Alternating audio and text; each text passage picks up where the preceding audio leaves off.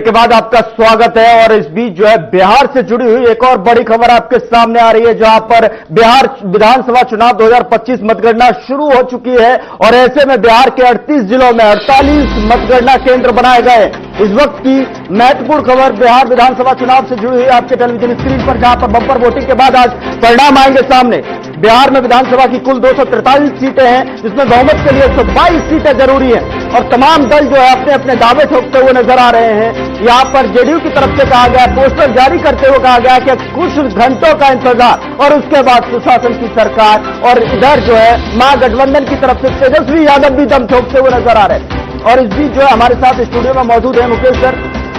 बिल्कुल गौरव, अभी जैसा कि आपने कहा कि 243 सीटों के लिए मतदान हो चुके हैं और किसी भी वक्त जो है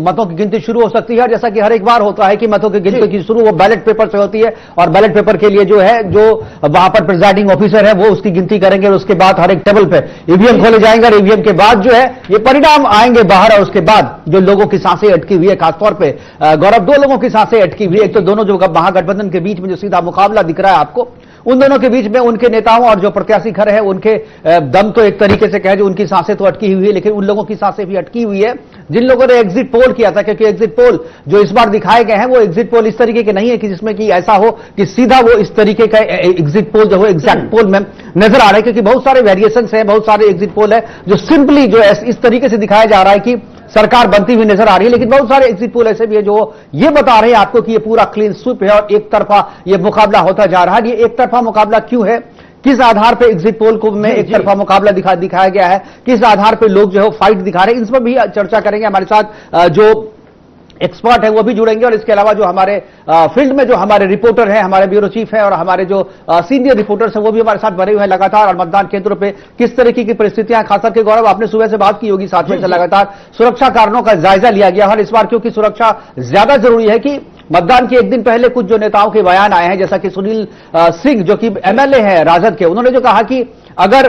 परिणाम ठीक नहीं आए तो नेपाल जैसे हालात हो जाएंगे। इसको लेकर के भी प्रशासन सतर्क है और मतदान केंद्रों पे और उन सारे संवेदनशील जगहों पे सुरक्षा के कड़े इंतजाम किए गए हैं। और इसके अलावा और भी चीजें हैं जो तेजस्वी यादव ने जो कल ट्वीट किया था और एक बयान दिया था। उन्होंने कहा था कि जो पदाधिकारी हैं जो कि मतगणना में लगे हुए हैं, और खासतौर पे आज सुबह में जो ट्वीट किया है तेजस्वी यादव ने, उन्होंने कहा है कि जो अधिकारी मतगणना में लगे हुए हैं वो उनको बड़े अधिकारियों से निर्देश मिल रहे हैं कि वो किसी तरीके से जहां पे लीड है आरजेडी का उसको वहां पर मतगणना जो है स्लो करवाए। तो एक तरीके से ये जो इंडिकेशन है वो बता रहे हैं कि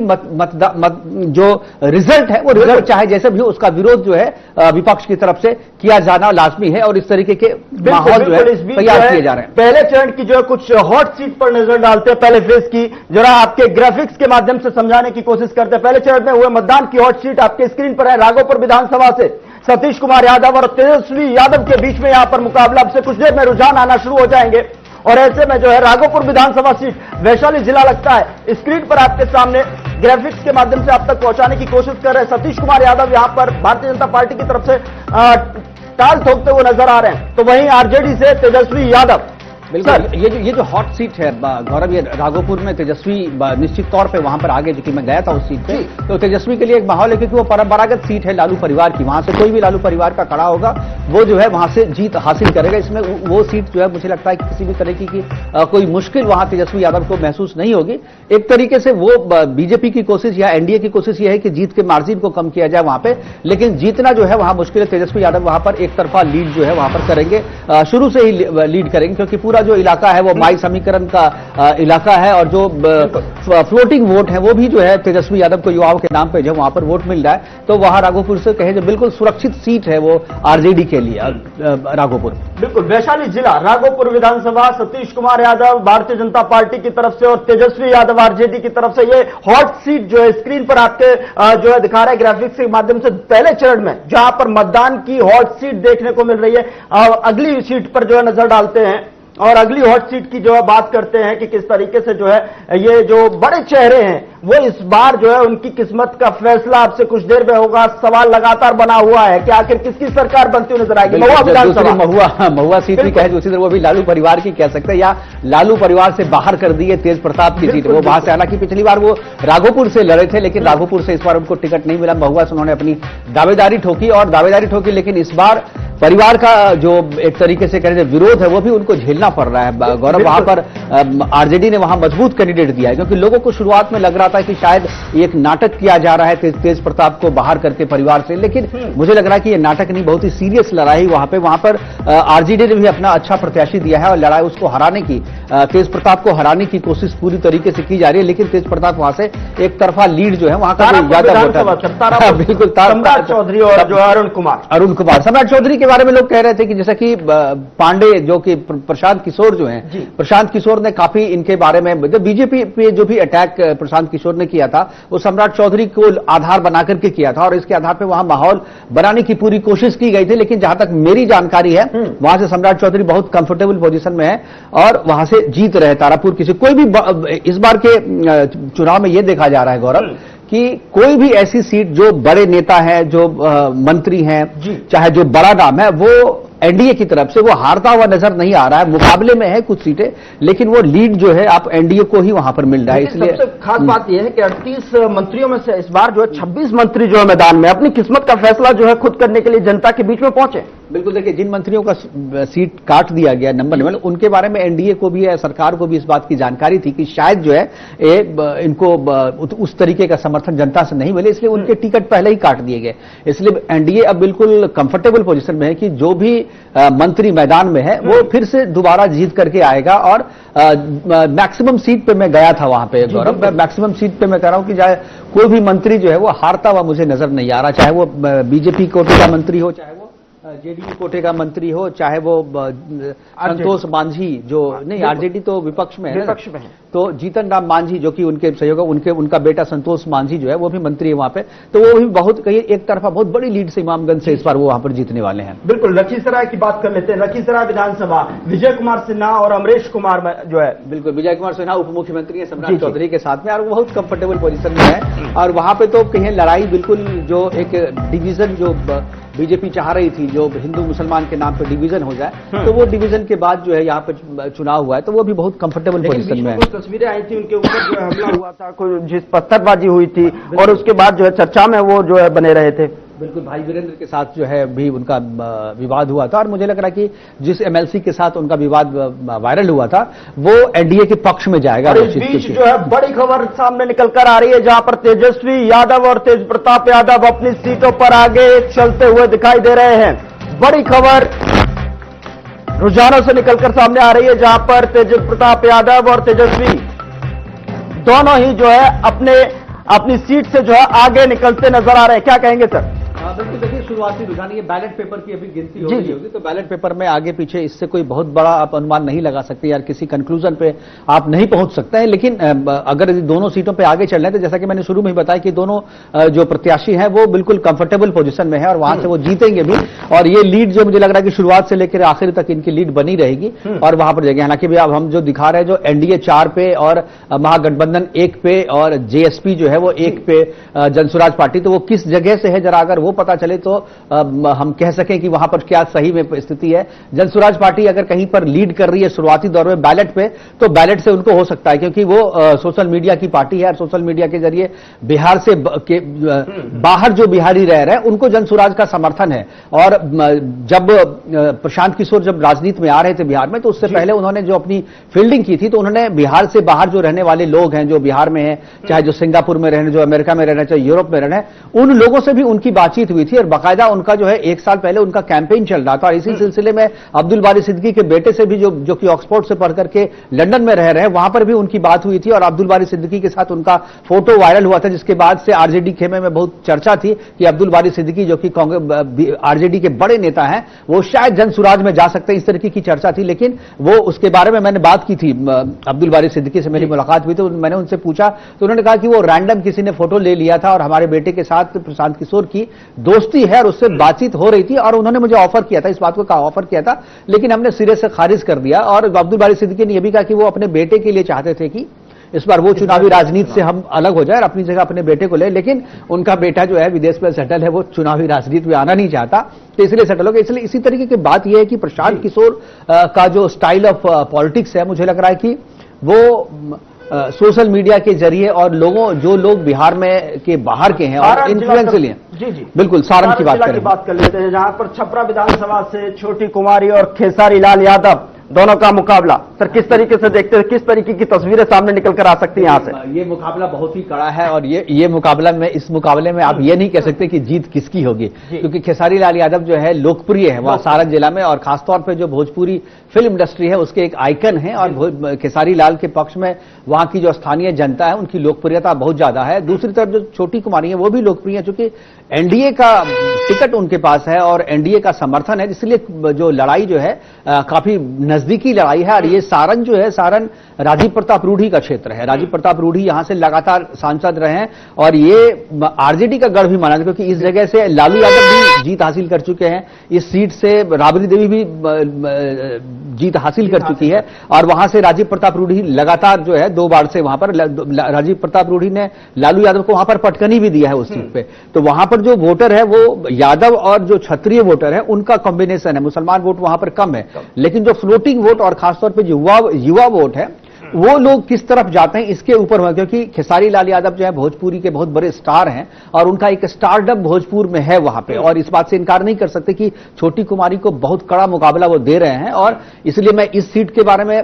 सीधे तौर पे नहीं कह सकता कि इसमें खेसारी लाल यादव जीतेंगे या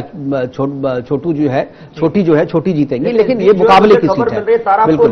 विधानसभा से जो है सम्राट चौधरी जी जो है आगे निकल रहे हैं। जैसे आपने कहा कि अभी जो बैलेट पेपर की काउंटिंग है और इसमें जो है अमूमन जो है निकलते हुए नजर भी आएंगे, और जो आपने बताया कि सेफ सीट मानी जा रही है यहाँ पर उनकी, तो सेफ सीट कह देते जीतेंगे। लेकिन देखिए, बिल्कुल जो क्लीन स्वीप आप कहें तारापुर में उनके लिए है तो क्लीन स्वीप नहीं है, लेकिन वो एज उनको है। मतलब जब मुकाबले में क्या होता है ना गौरव, की मुकाबले में आप देखते हैं कि लास्ट में जो वोटिंग हुई है परसेंटेज, क्योंकि वोटिंग परसेंटेज बढ़ा है, और आमतौर पर लोग कहते हैं कि जब वोटिंग परसेंटेज बढ़ता है तो सत्ता में जो पार्टियां होती है उनके खिलाफ जाकर के वोटिंग होती है। लेकिन इस बार का जो वोट परसेंटेज बढ़ा है उसमें 2 बहुत ही प्रमुख रीजन है। पहला रीजन ये है कि छठ के और दीपावली के तुरंत बाद जो है पहला फेज जो है जो मतदान हुआ था, तो बिहार में आप देखिए छठ सबसे बड़ा पर्व है, तो छठ में बिहारी कहीं भी रहे लेकिन छठ में वो अपने घर में जाते हैं, और चूंकि चुनाव सामने था तो लोगों ने अपनी छुट्टी उस तरीके से ली थी अगर हम जाएंगे तो मतदान करके आएंगे। तो फर्स्ट फेज में जो पोलिंग परसेंटेज बढ़ा था तो उसमें तो एक कारक ये था कि जो लोग छठ में और दीपावली में गए थे वो लोग वोट करके आए, तो वहां पर वोटिंग परसेंटेज बढ़ा।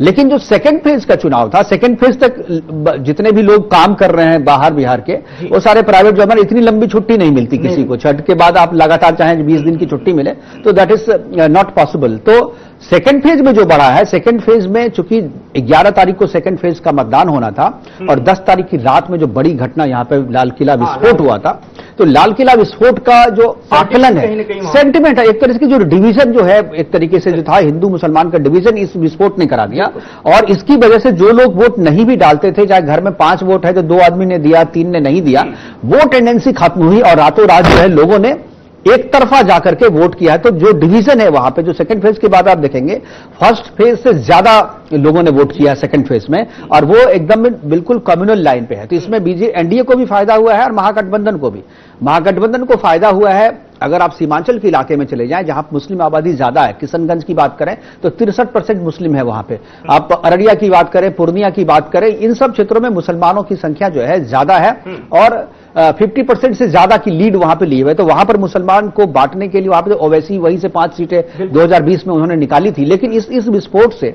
सबसे ज्यादा अगर किसी को नुकसान हुआ है तो वो ओवैसी की AIMIM है, क्योंकि मुसलमान जो है इस बार बटा नहीं है इस विस्फोट के बाद से, और एक तरफा खासतौर पर सीमांचल के इलाके में महागठबंधन में जाकर के वोट दिया, वहां पर कम्युनल डिवीजन जबरदस्त हुआ है और इसीलिए वोटिंग परसेंटेज हाई है। क्योंकि कोई भी इस बार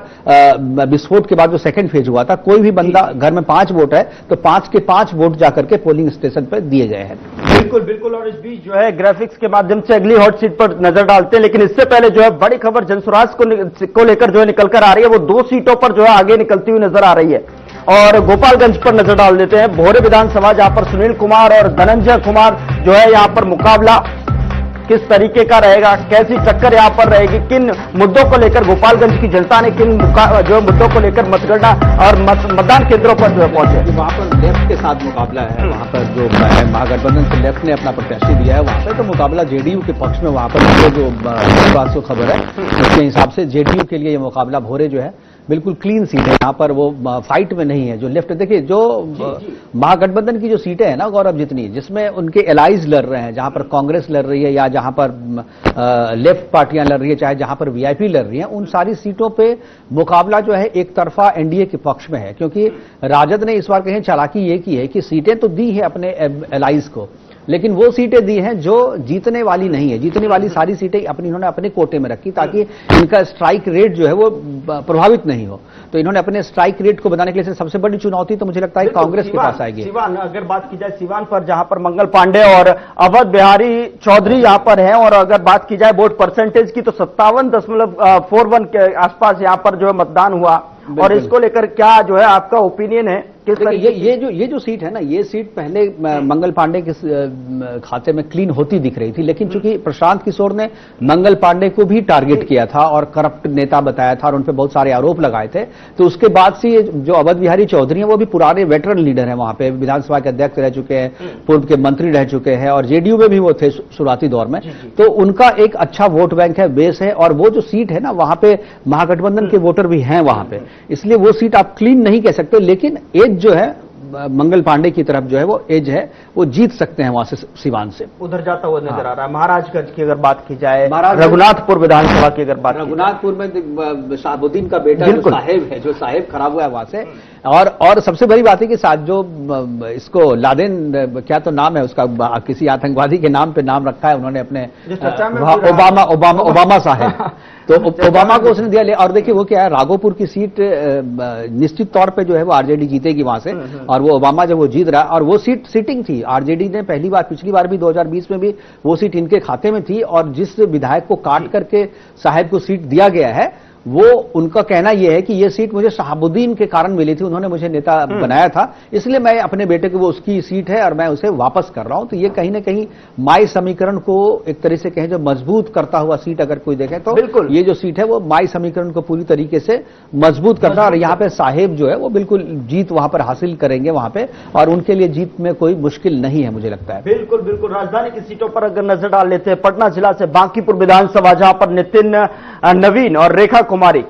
आमने सामने, यहाँ पर नितिन नवीन एक तरफा जीत रहे हैं यहाँ से, दानापुर से उनको जीतने में कोई दिक्कत नहीं, बहुत अच्छे मार्जिन से जीत रहे हैं। वो परंपरागत सीट बीजेपी की है और बीजेपी का जो कायस्थ वोटर है वहां पर कंसंट्रेट है, और चूंकि वही एक सीट है पटना जिला में, 2 कायस्थों की सीट थी गौरव, उसमें से जो एक कुम्हरार की सीट थी, तो कुम्हरार पे कायस्थ को हटा करके कुशवाहा को वहां पे दिया गया है, तो उसके लिए कुम्हरार सीट पे थोड़ा विरोध झेलना पड़ रहा है। तो वहां भी हालांकि बीजेपी जीतेंगे, लेकिन जीत हार का मार्जिन जो है वो थोड़ा कम वहां पे होगा, क्योंकि कायस्थों ने नाराज होकर के वोट जो है अगेंस्ट में किया है, बीजेपी के अगेंस्ट में जाकर के, जो केसी सिन्हा, प्रशांत किशोर के जो प्रत्याशी थे, तो केसी सिन्हा को वहां पर वोट गया है वहां पे। तो इसलिए मुझे लगता है कि कुम्हरार में थोड़ा मार्जिन कम हो जाएगा, लेकिन नितिन नवीन दानापुर से एक तरफा जो है वो जीत हासिल करेंगे वहां पे। और अगर बात की जाए शुरुआती रुझानों की, तो महागठबंधन यहां पर 9 यहां पर सीटों के साथ में बीजेपी 6 और जेडीयू 2, अगर एनडीए की टोटल देखा जाए तो 15 सीटें। हाँ, लेकिन देखिए नीचे में आपने दिखाया है कि महागठबंधन 9 पे आगे है, लेकिन इधर किस पार्टी में कौन आगे है ये इधर मुझे दिख नहीं रहा। तो मुझे अपने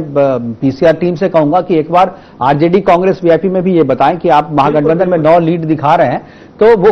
किस पार्टी में कितना है वो भी जरा दिखाएं, तो पता चले कि कौन सी पार्टी जो है कहां पे लीड पे है। बिल्कुल जरा उनके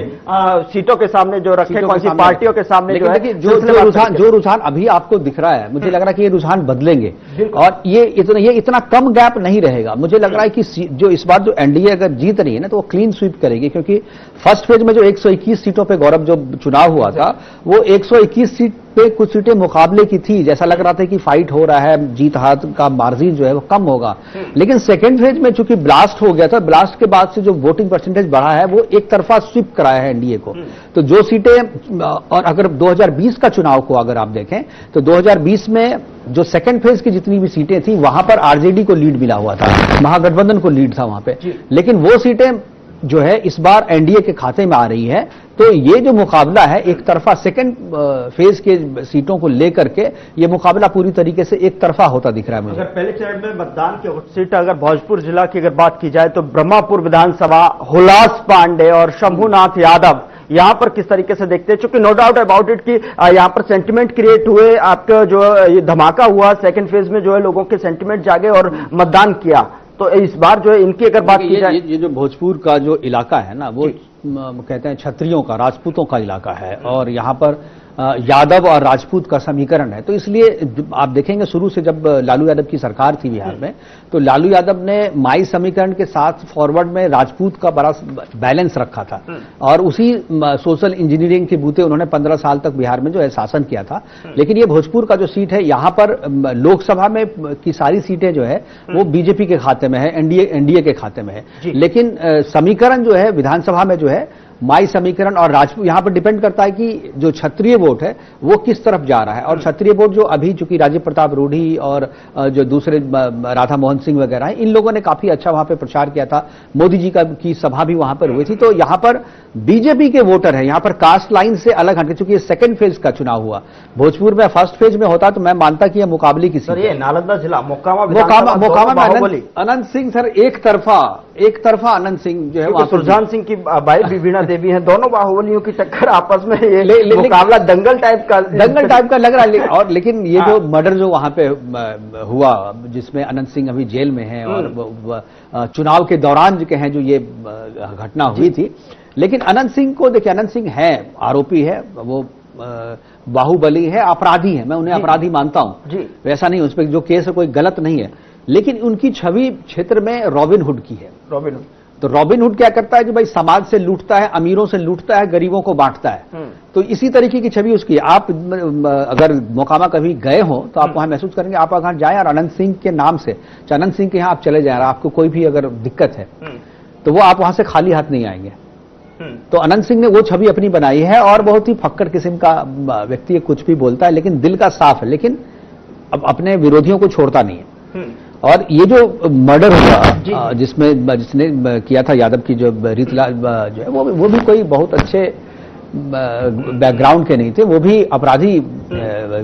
पृष्ठभूमि के थे। लेकिन लगातार जो पकड़ बनाए हुए हैं, लगातार कि यहाँ पर जो है जीत दर्ज करते हुए इतनी आश्वस्त तरीके से, बहुत सारे इंटरव्यूज मैंने उसके बारे में जो है बहुत सारी चीजें स्टोरी पढ़ी, लेकिन वो बिल्कुल आश्वस्त नजर आते हैं। जीत तो तय है, जीत तय है। देखिए जब वो जेल गए थे तो उसके बाद जो ललन सिंह है, जो कि केंद्र में मंत्री हैं, जेडीयू के नेता हैं, वो जाकर के उसी अंदाज में उन्होंने वहां पर वो किया था। और वो भूमियार जो कहते हैं ना, भूमियारों की मतलब प्रतिष्ठा वाली सीट है, और भूमियारों का समर्थन जो है अभी बीजेपी को है, और उनको इस बार टिकट बंटवारे में भी उनको अच्छी खासी हिस्सेदारी दी गई है, इसलिए उनकी नाराजगी नहीं है। उनकी नाराजगी एनडीए से नहीं है, बीजेपी के नेताओं से नहीं है, जेडीयू के नेताओं से नहीं है, और ललन सिंह वहां पर लगातार कैंपेनिंग कर रहे हैं। तो मुझे लग रहा है कि ये जो सीट है, ये भी मुझे लगता है कि 12 से 15 हजार के बीच में लीड करेंगे वो अनंत सिंह, और कोई मुकाबला नहीं। अगर बात की जाए नालंदा, जहां पर जो है नीतीश कुमार का ग्राम जिला भी कहा जाता है, और ऐसे में जो है अरुण कुमार और अनिरुद्ध कुमार जो है यहाँ पर जो है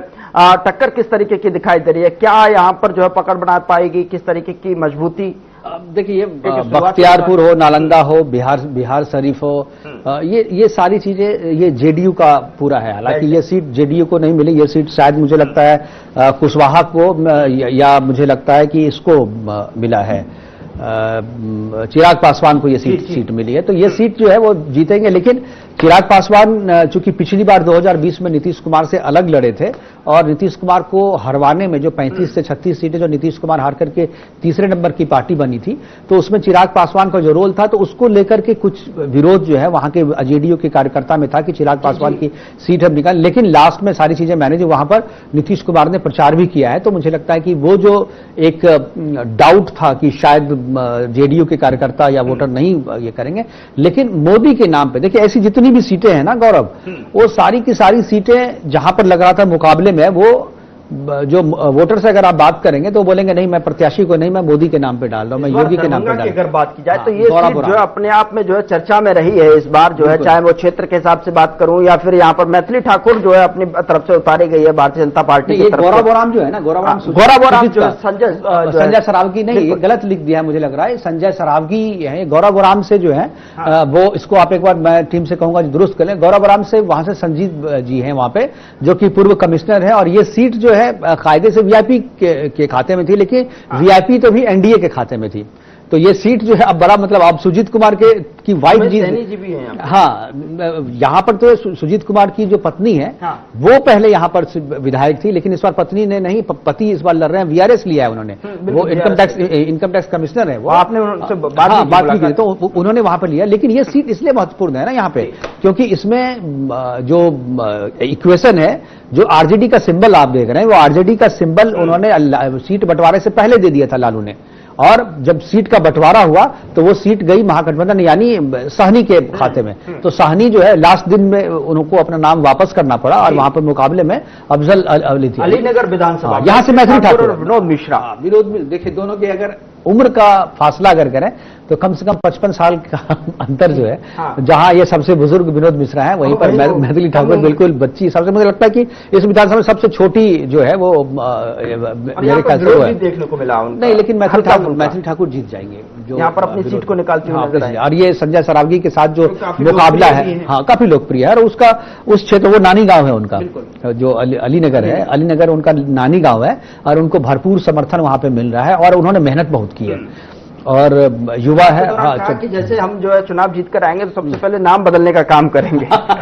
देखिए वो तो बीजेपी का एजेंडा, वो उनका एजेंडा नहीं है, उनको जैसा बताया जा रहा है वैसा वो कर रही हैं। और ये जो दरभंगा की सीट आप दिखा रहे हैं संजय सरावगी वाली, ये सीट काफी दिलचस्प है। ये संजय सरावगी लगातार छठी बार इस बार वहां से मतलब मुकाबले में है, 5 बार से लगातार वो विधायक हैं, मंत्री भी हैं अभी वहां पे, और इनको उमेश सहनी से जो टक्कर मिल रही है, क्योंकि उमेश सहनी बहुत क्लीन छवि के व्यक्ति है, उमेश सहनी पे किसी भी तरीके का दाग नहीं है, पहली बार है, बहुत ही मतलब कहें जो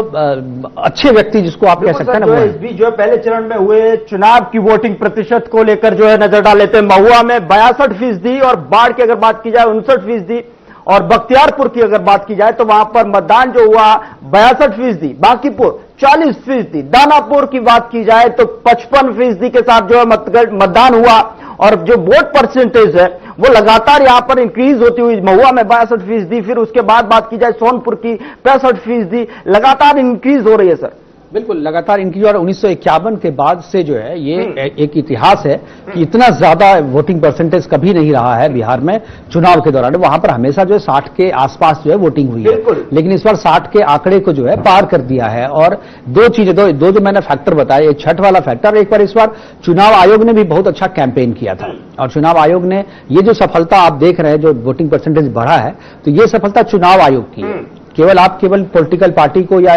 जो कास्ट इक्वेशन या सरकार के पक्ष में या प्रो इनकम्बेंसी या एंटी इनकम्बेंसी, इसका केवल रीजन नहीं है, इसमें चुनाव आयोग की भी भूमिका है। उसने जो मतदाता जागरूकता वाला जो मामला जो है, और एक जो है एक चीज और, जो एसआईआर का जो मुद्दा था, बिल्कुल एग्जैक्ट, तो एसआईआर के मुद्दे पे क्या था, लोगों को लग रहा है मेरे वोट कट गए, या जिनका लगता था कि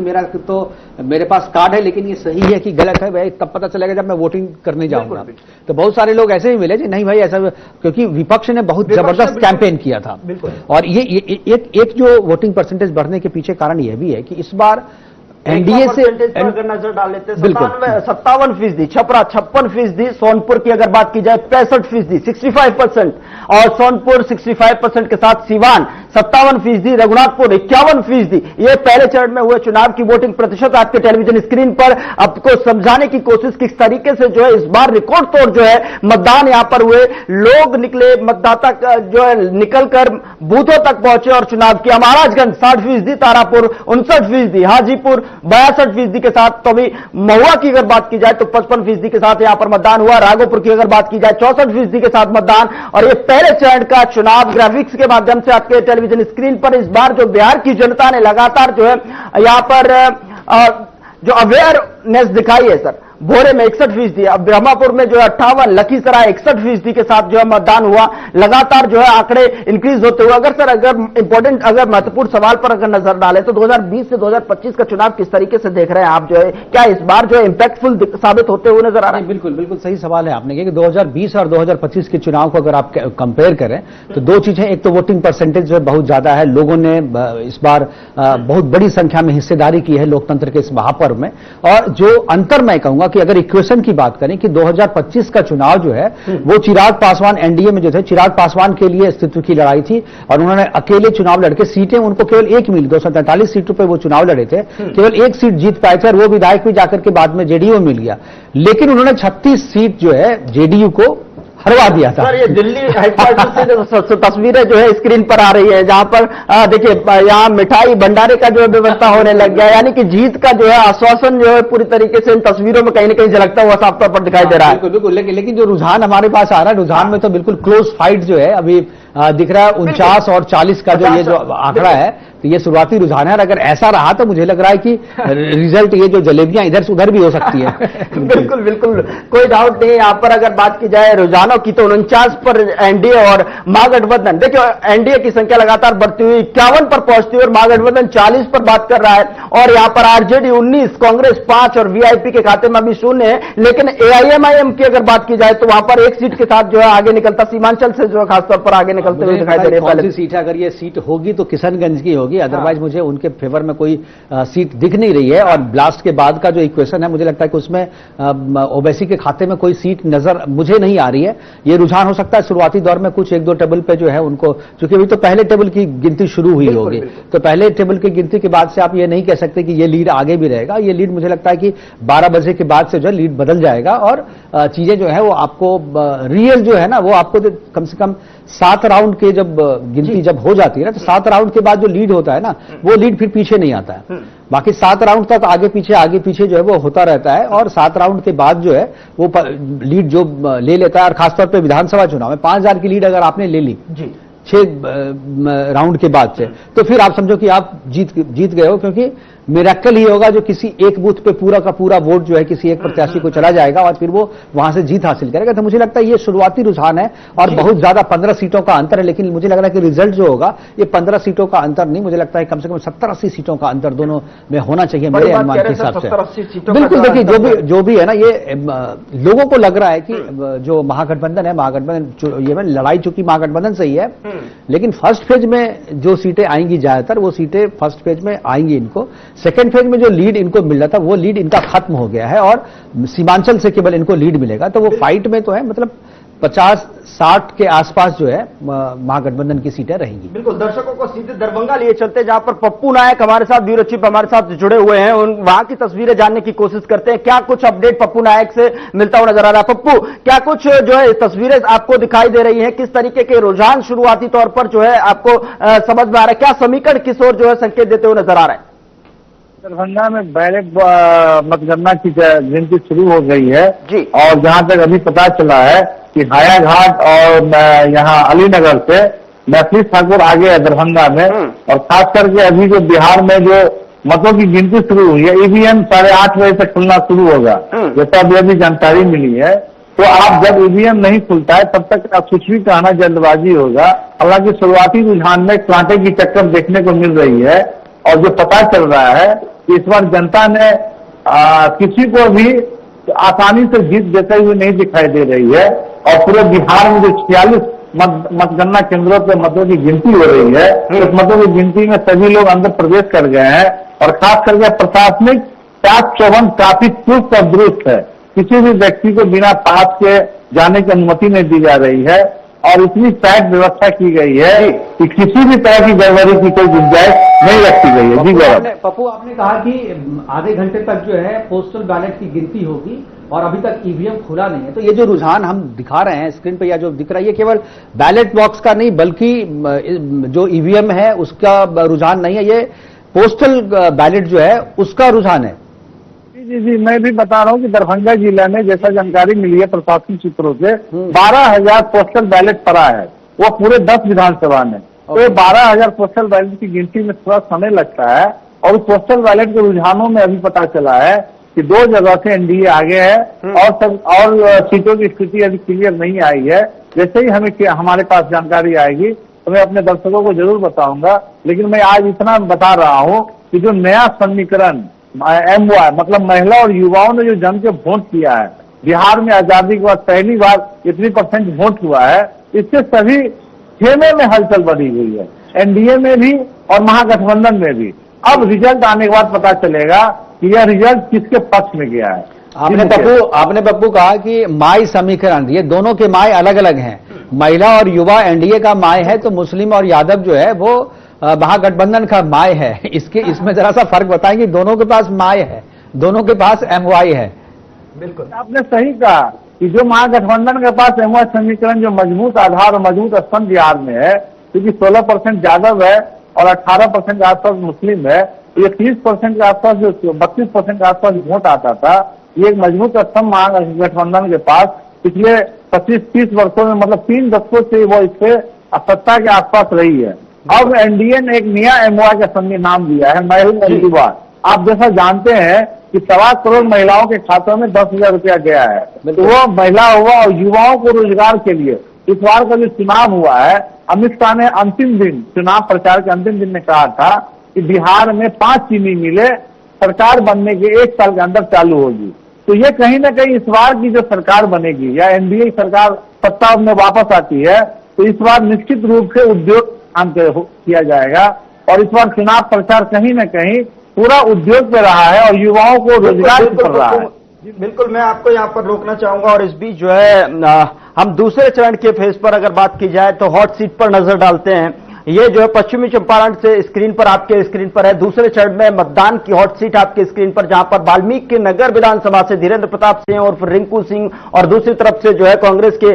जो है उम्मीदवार सुरेंद्र प्रसाद जो है मैदान में है। सर, किस तरीके की जो है यहाँ पर बीजेपी की परंपरागत सीट है ये, यहाँ पे नहीं। आप देखिए, जब 2005 में नीतीश कुमार ने शुरुआत की थी और न्याय यात्रा लेकर के चले थे, तो वो बगहा से लेकर के मुजफ्फरपुर तक पहले फेज की उनकी यात्रा थी, और ये इसी क्षेत्र में पड़ता है, बगहा जो चंपारण में पड़ता है, और वहां से लेकर की थी। तो ये पूरा जिस रूट से नीतीश कुमार आए थे, वो सारी जो रूट की जितनी भी विधानसभा सीटें थी, वो सभी एनडीए के खाते में 2005 के अक्टूबर में, हालांकि जो फरवरी 2 चुनाव हुए थे 2005 में, जब फरवरी में चुनाव था तो पूरी तरीके से इनके पास बहुमत नहीं था, लेकिन मुख्यमंत्री बने थे ये। 7 दिन में सरकार गिर गई थी वहां पे, क्योंकि इनके पास जो रामविलास पासवान जो सबसे ज्यादा 29 सीट लेकर के आए थे, उन्होंने समर्थन नहीं दिया था किसी भी पार्टी को, क्योंकि वो जिसको समर्थन देते उनकी सरकार बनती। लेकिन रामविलास पासवान ने वहां पर शर्त रख दी थी कि मुस्लिम मुख्यमंत्री को ही हम देंगे समर्थन, और इसके लिए वहां सरकार किसी को समर्थन उन्होंने नहीं दिया और सरकार जो गिर गई। उसके बाद अक्टूबर में फिर चुनाव हुए, तो भारी बहुमत से जो है नीतीश कुमार जो है जीत करके आए वहां पर। उसके बाद से लगातार वो मुख्यमंत्री है। तो ये जो इलाका आप दिखा रहे हैं, बेतिया है, पश्चिम चंपारण का बगहा है, चाहे वाल्मीकि नगर है, ये सारी चीज जो सीटें हैं वो एनडीए के प्रभाव वाली सीट है। 2020 में भी वहां पर से ऊपर जो है मतदान यहाँ पर रिकॉर्ड, बिल्कुल 69% हुआ है यहाँ पे। और यहाँ एनडीए का जो है दबदबा है यहाँ पे, और मोदी जी की भी सभाएं इस क्षेत्र में हुई है, योगी जी की भी सभाएं यहाँ पे हुई हैं। तो सीएम यहाँ पर बेतिया से देखिए सर, रेणु देवी और जो है बंसी अहमद। रेणु देवी की सीट थोड़ा सा मुझे लग रहा है कि थोड़ी मुश्किल में रेणु देवी हैं वहां पे, उनको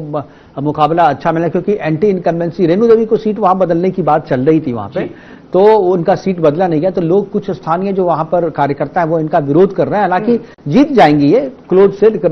लेकिन इनके जीत हार का अंतर कम होगा। हाँ, थोड़ा प्रॉब्लम यहाँ पे मुझे दिखा था यहाँ से लोगों से। वाल्मीकि नगर तो क्लीन है, यहाँ से जो रिंकू है वो रिंकू सिंह यहाँ से बहुत ही आराम से यहाँ पर जीत रहे हैं। वाल्मीकि नगर बीजेपी जीत रही है, इसमें कहीं इफ एंड बट नहीं है जो वाल्मीकि नगर में कुछ दिक्कत नहीं है। बात की जाए तो इस बार हॉट सीटों की अगर बात की जाए तो क्या यहाँ पर जो है स्टार प्रचारकों ने प्रभावित किया है? बिल्कुल, देखिए बीजेपी की ये खासियत है, या बीजेपी की ये कहें जो स्ट्रैटेजी नहीं, बीजेपी सबसे बड़ी पार्टी है ना, सबसे ज्यादा स्टार प्रचारक है उनके पास। अब अगर आप आरजेडी की बात करें तो आरजेडी में स्टार प्रचारक के नाम पे जो है केवल तेजस्वी यादव है। लालू यादव और राबड़ी देवी कहीं प्रचार करने के लिए गई नहीं, केवल जनसंपर्क में थोड़ा रही। जो मीसा है वो मीसा थोड़ा बहुत आसपास में उनका वो कई वोट करने के। इन दो के अलावा राजद में कोई भी वैसा फेस नहीं जिसे आप स्टार प्रचारक कह सकते हैं। पूर्व मंत्री वगैरह हैं, लेकिन वो स्टार, उनका वो क्रेज जो है जनता के बीच में नहीं है। लेकिन अगर आप बीजेपी करें तो बीजेपी में तो स्टार की एक लंबी फहरिस्त है। आप कहें 100 से ज्यादा स्टार प्रचारक है, उनमें तो ये लड़ाई होती है किसको रखें किसको नहीं रखें। बीजेपी रूल के स्टेट के जितने मुख्यमंत्री हैं वो भी वहां स्टार प्रचारक हैं। बीजेपी केंद्र के जितने भी नेता हैं वो स्टार प्रचारक हैं, और बिहार से जितने भी केंद्रीय मंत्री हैं वो सारे वहां स्टार प्रचारक हैं। इसके अलावा जो उनके जो दिल्ली में जैसे मनोज तिवारी हैं, मनोज तिवारी भोजपुरी के स्टार हैं, और भोजपुरी फिल्म स्टार इस बार बहुत हर एक पार्टी से जो है इसमें अपना भाग्य आजमा रहे हैं इस चुनाव में, बहुत अच्छी भूमिका में, हर एक पार्टी ने उनको टिकट दिया है, तो उनको रिझाने के लिए वो है रवि किशन है। रवि किशन भी यहाँ पे आते हैं, अच्छा प्रचार करते हैं। मैथिली ठाकुर अपने आप में स्टार है और वो चुनाव भी लड़ रही हैं, तो हालांकि वो दूसरे जगह दूसरे क्षेत्र में प्रचार करने के लिए नहीं गई, अपने क्षेत्र में वो प्रचार करती रही, तो स्टार प्रचारक जो है तो प्रभाव तो डालते हैं। अब योगी जी की सभा का मैं एक जिक्र करूं आपको, मैं दरभंगा में था, वहां पे जो शहरी, तो वहां पर एक दिन के बाद योगी जी आने वाले थे, प्रशासनिक तैयारी हो रही थी, मैदान का पुनरीक्षण हो रहा था, तो जितने प्रशासन के लोग थे, मुझे बच्चों में क्रेज, मुझे लगता है कि पूरे आसपास के गांव के, मतलब 8-10 गांव के सारे बच्चे वहां पहुंचे हुए थे। वो वोटर नहीं थे जी, बच्चे थे बिल्कुल, लेकिन योगी के नाम की जो एक कहे जो क्रेज जो है योगी के नाम का, वो बच्चे और महिलाएं देखने वो देख दें, जबकि आने वाले कल हैं, वो आज आने वाले भी नहीं है, लेकिन वहां से क्रेज कल आएंगे, इस रास्ते से आएंगे, तो उनकी जो एक तरीके से कहें जो योगी जी का जो कद है और योगी जी की जो लोकप्रियता है बिहार में, खासतौर पे यूपी और बिहार में, वो निश्चित तौर पे बीजेपी को जो है वो पे करेगा। और सेकंड फेज में तो जिस तरीके से डिवीजन करने की कोशिश हुई थी और उन इलाकों में जहां पर वोटर जो है बटे हुए हैं, तो वहां पर तो योगी जी का नाम है, उनके नाम से वोट गया है। बिल्कुल। पश्चिमी चंपारण की जो है अन्य सीटों पर नजर डालते हैं। नरकटियागंज विधानसभा, जहां पर संजय कुमार पांडे और दीपक यादव जो है यहाँ पर जो है टक्कर दिखाई जा रही है, ये किस तरीके की जो है सीट है और यहाँ पर जो जनता है ये मुद्दों के साथ में जो है यहाँ पर बीजेपी की सीट है, यहाँ कोई टक्कर नहीं है, ये एक तरफा वाली सीट है, यहाँ कोई टक्कर नहीं है, यहाँ बीजेपी आराम से यहाँ पे निकल रही है। यहाँ पर तेजस्वी यादव ने रोजगार के नाम पे और बदलाव के नाम पर यहाँ पर सभाएं की थी। और देखिए तेजस्वी यादव के सभाओं में लोग तो जुटते हैं, ऐसा नहीं कि उनकी सभाओं में लोग नहीं आते हैं, लेकिन जो लोग आ रहे हैं वो आपको वोट करेंगे इस बात की कोई गारंटी नहीं है। क्योंकि मैंने रक्सौल की मैं बात करूं, रक्सौल में जब गया था मैं, तो महागठबंधन के प्रभाव वाले जो क्षेत्र है उन क्षेत्रों में गया था, वहां पर लोग कैमरे पे बात तो कर रहे थे, नहीं हम देंगे वहां, क्योंकि लोगों को यह भी डर होता है ना, देखिए कि आप जो महागठबंधन के जो प्रत्याशी हैं और लोगों को लगता कि अगर मैं कैमरे पे बोल दूंगा जो कि नहीं अब मैं आपको नहीं दे रहा हूं, तो शायद जो है उनको रिटेलिएशन झेलना पड़े बाद में। बीजेपी का विरोध वो कर देंगे, क्योंकि जानते हैं बीजेपी के नेता अगर हम विरोध भी कर देंगे तो आकर के मुझसे बात करेंगे, पूछेंगे समस्या क्या है, क्या दिक्कत है, वो आपके साथ जो है गुंडई पे नहीं उतरेंगे। लेकिन महागठबंधन के नेताओं के साथ यह है कि अगर आपने कह दिया तो फिर आपकी जो है दूसरे दिन जो है फसीहत जो है लाजमी आपको आकर के बेइज्जत करेंगे, आपके साथ मारपीट भी हो सकती है और वो अपना बदला निकालेंगे। इसलिए कैमरे पे बहुत सारे लोगों ने मुझे बताया कि ये जो है मैं महागठबंधन को दे रहा हूं, लेकिन कैमरा बंद होने के बाद उन्होंने कहा कि हम जंगल राज की वापसी नहीं चाहते हैं। हालांकि आज जो है, आज रिजल्ट का दिन है, आज इस बात का कोई मायने नहीं है, हमारे इस बात से कोई भी वोटों पे कोई असर नहीं पड़ना है, लेकिन जो मैंने फील्ड में जो महसूस किया मैंने वो चीज मैं अपने दर्शकों से साझा कर रहा हूं कि फील्ड में अंडर करंट जो है जो मैंने महसूस किया वो बीजेपी के पक्ष में है। लेकिन साथ में यह भी है कि कैंडिडेट का चुनाव बीजेपी ने सही नहीं किया, एक जगह नहीं, मुझे लगता है कि कम से कम 20-25 कंस्टिट्यूएंसी ऐसी है बीजेपी की जहां पर प्रत्याशी का भारी विरोध, लोग कह रहे थे नहीं दूंगा वोट और प्रत्याशी को नहीं दूंगा या तो वोट का बहिष्कार करूंगा। लेकिन उन जगहों पे मोदी जी के नाम पे, नीतीश कुमार के नाम पे, योगी जी के नाम पे, अमित शाह के नाम पे लोग कह रहे थे हम ऊपर देख करके वोट दे रहे हैं, नीचे एक प्रत्याशी को देख करके नहीं जा रहे, प्रत्याशी को डर से उन इलाके में प्रत्याशी कैंपेन करने के लिए नहीं जा रहे हैं, उनके समर्थक उम्मीदवार के चेहरे पे वोट, पार्टी के सिंबल पे, पार्टी के बड़े नेता के नाम पे जो है वहां पे वोटिंग हुई है। बहुत सारे जगहों पे प्रत्याशी का घोर विरोध है, बावजूद इसके वो जीत के आएंगे। चूंकि इक्वेशन है तो मुझे लगता है कि पार्टी और संगठन इस बार के चुनाव के बाद से इस पे भी नजर रखें। बिल्कुल। पश्चिमी चंपारण की नरकटियागंज अगर बात की जाए सीट की, लौरिया विधानसभा सीट की अगर बात की जाए, तो यहां पर अगर बात की जाए जनता की, तो जनता ने जैसे आपने जो है जमीनी हकीकत को बड़े ही बारीकी से, बड़े ही धरातल पर जो है नब्ज को टटोलने की कोशिश की, पूरे चुनाव के दौरान जो है तस्वीरें जो है दर्शकों तक पहुंचाई। सर ऐसे अगर देखा जाए तो युवाओं की तरफ अगर किस तरीके से बात की जा सकती है, युवा जो है इस बार जो है कौन सी उम्मीद को लेकर जो है बाहर निकले, क्या वो रोजगार या फिर नेताओं के वादों को जो है उन्होंने ध्यान में रखते हुए आगे निकलते हुए यहां पर दिखाई दे? देखिए बिहार के जो युवा थे, रोजगार समस्या है वहां पे, वहां रोजगार नहीं होने के कारण ही बिहार के युवा जो हैं बड़ी संख्या में कोलकाता में, दिल्ली में, मुंबई में, गुजरात में वहां जाकर के काम करते हैं और बहुत ही खराब स्थिति में कहे अपना जीवन यापन कर रहे हैं। और छठ और दीपावली में या छठ या होली में ही जो है 2 बार ही मिल पाते हैं अपने परिवार से। इस मुद्दे को प्रशांत किशोर ने बहुत ही अच्छे तरीके से रखा लोगों के बीच में, इसलिए युवाओं के बीच में प्रशांत किशोर का क्रेज है।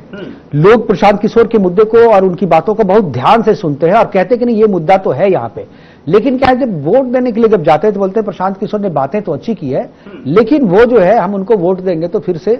जंगल राज आ जाएगा, क्योंकि वो जीतते उनको नजर नहीं आ रहे। लोगों का अपना एक क्वेश्चन है, क्योंकि देखिए लोकतंत्र में होता क्या है ना, आप बातें अच्छी अच्छी करें लेकिन आपके पास जो लीड